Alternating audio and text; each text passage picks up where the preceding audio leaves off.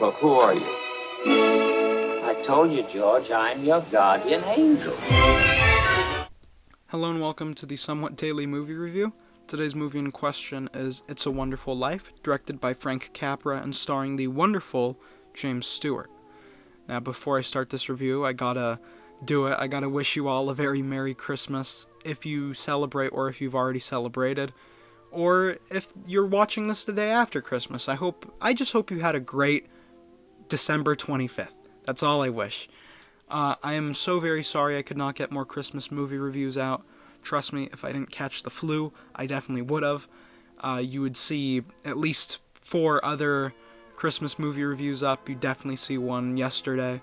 I am very sorry that I couldn't get it up, but, doing stuff with the family, wrapping gifts, it's just all these holiday festivities, got in the way of my movie and recording and editing process, and I didn't want to rush something out. I didn't want to do a 2-minute review on a good movie, because I would hate to put out something that I would regret and eventually redo, even though I'll probably just end up redoing all these videos in 1,000 years. Anyway, back on track to It's a Wonderful Life. This is an excellent Christmas movie, and there's so much added to it by, just simply the fact that it is an old Christmas movie, and it's an old Hollywood movie, I mean. Something about old Hollywood is just so heartwarming, it feels familiar. Even though I've obviously never seen this movie, old Hollywood just feels familiar. And it's such a lovely, warm feeling that I go into most old Hollywood movies with, like Singin' in the Rain, like Casablanca, that I can't stop smiling when I'm watching these movies. The sets, the music, the acting, the camera work especially. God, I don't know how the camera work in all these old Hollywood movies that I've seen are so great, but in this movie too, there are some close-ups and some panning shots that are just beautiful in this movie. Something about it, it's just so magical.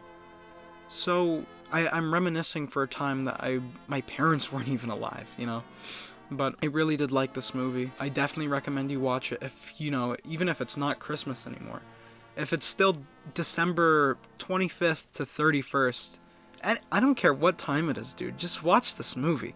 It's just so heartwarming. It's such a glorious story about the enduring human spirit and realizing what you're worth, and it's just a beautiful story, and I really do have to recommend you go watch it. And just do a quick little plot synopsis on it in case you haven't seen it. It follows James Stewart's character, George Bailey. It follows him constantly trying to keep his loans and buildings office open from the evil Henry Porter, played by Lionel Barrymore. And that's another thing I really like about these old Hollywood movies. Not that it's a good thing, because, having a super obvious villain like Henry Potter, it's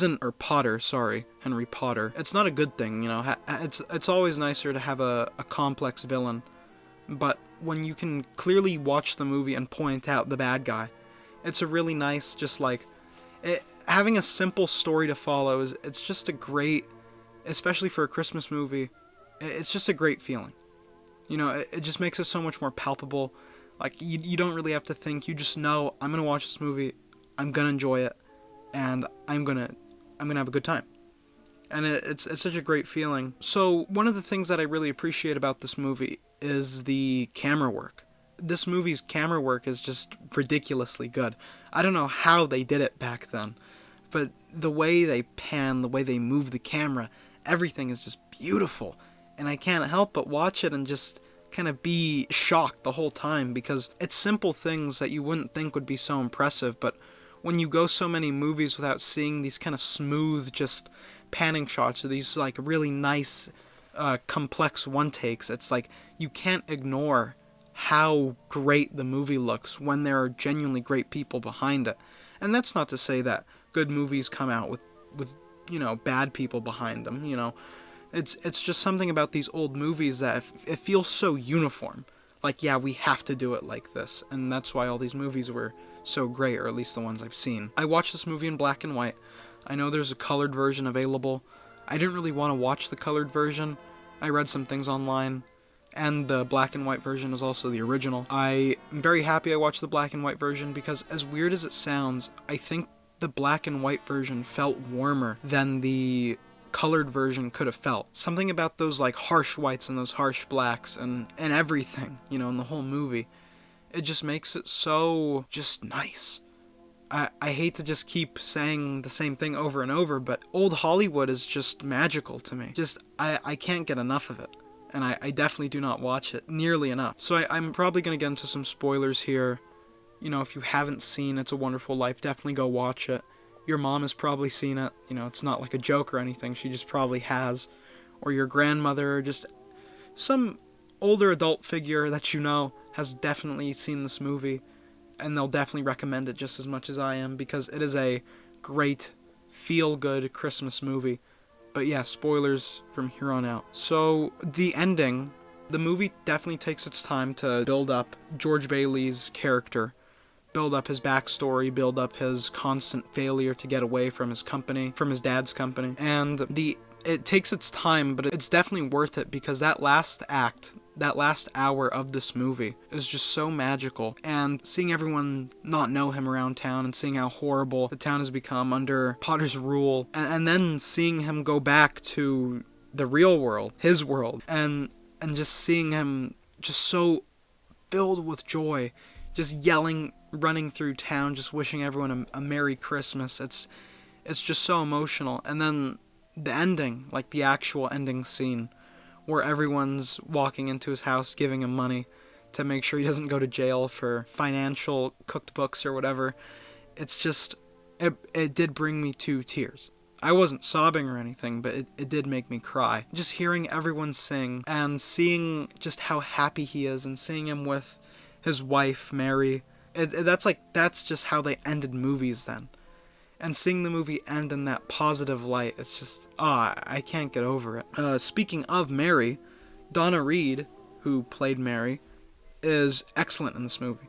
She is in it probably just as much as, well, I'd say she has like the third most screen presence, next to Henry Potter. She is in a lot of the movie, and it's good that she is, because she's the wife, she's a very important character. She's a good anchor for James Stewart's character. I really liked her because, well, I just liked her. Another character I really liked, who's not really in it as much as anyone else that I've already mentioned, but who I still really liked, was Henry Travers' character, Clarence Oldbody, or the angel, Clarence, that's sent down from heaven. I really liked his character because, you know, he's just like this wacky, like from space angel that's just talking to all these people who clearly just hate him. They're like, oh, you're annoying. And watching him interact with James Stewart's character, George, is really nice, because George, at that point in the movie, is just so beaten down, so just like done with it. He was about to kill himself, you know. Seeing him talk to an angel who he doesn't really believe, thinks he's under hypnosis and all that, and seeing him be like, oh, I know there's like a trick you guys have, and like, am I under hypnosis? Like, do I gotta snap twice? Like, how do I get out of this? It's such a great, silly kind of dynamic that they just throw into the movie at the end, just enough to where it's not annoying, and just enough where you're like, yeah, that was good. Another thing that's really important about this movie that they got across really well is how it was like the entire movie was little guy versus big guy, right? And James Stewart, his character, George Bailey, George feels like the little guy like the entire movie, and the entire town knows him, and the entire town loves him, you know, except for the teacher's husband or whatever. That was funny in the bar. But just seeing George go through town and wave to all these people, and running through town at the end wishing everyone a Merry Christmas, and they're all wishing him a Merry Christmas back, and they all bring him money. It's like seeing his true connection to this town is something that was really important to show, because that's the separating thing from him and Mr. Potter. And seeing James Stewart's character kind of break down at the start, not break down, but kind of realize, like, yeah, I'm probably going to be doing this forever, and seeing him lose his aspirations to travel across the world, and seeing him give up his honeymoon money just to make sure the people don't give away pretty much everything they own to Henry Potter's character. Or Lionel Barrymore's character. It's really great. It was really important too, because the whole movie is about, enduring. And this whole movie, James Stewart's character is enduring. And I was not enduring because I was loving every minute of it. I think I've hit pretty much everything I wanted to hit. The acting was excellent. Cinematography was excellent. The set, the set design, just the way everything looks. I mean, it's all very clearly fake. It's old Hollywood, but it's lovely. Just the way it looks, it's just classic. As silly as the phrase is. That's another thing I really like too. George's character, watching him grow up, and you see he's a genuinely good guy, and when you see constant bad thing after bad thing happen to him, you really get behind him, and you can't help but kind of feel for this poor guy who's pretty much down on his luck the whole movie. As Lionel Barrymore's character very subtly flexes to him, he goes, you save maybe $10 a week that you can actually spend. Everything else goes to paying taxes and keeping your business open because you're so friendly with your clients, the people who you're giving out loans to. It's just he's really great. It's really great that they made him easy to sympathize with, so that you're not really sitting there hoping he loses, But yeah, the movie was great. I definitely recommend you go watch it. Sorry this movie review is kind of all out of whack, I'm just trying to get back into it. I still have a stuffy nose, I'm sure you can tell. You might even hear me sniffle or kind of clear my throat sometime throughout the video. I'm sorry if you do. I'll try and edit it out. I'm getting better as quick as I can, trust me. But yeah, that's it again. I hope you had a wonderful day. I hope you liked this video. If you liked it, like, subscribe, leave a comment, whatever. Just show me that you liked it, please. I hope you stay for more. I hope you have a good day. I hope you have a good holiday. I hope you have a good rest of your year, even if it's just 5 days. Hope you enjoyed the video. And I will see you in the theaters.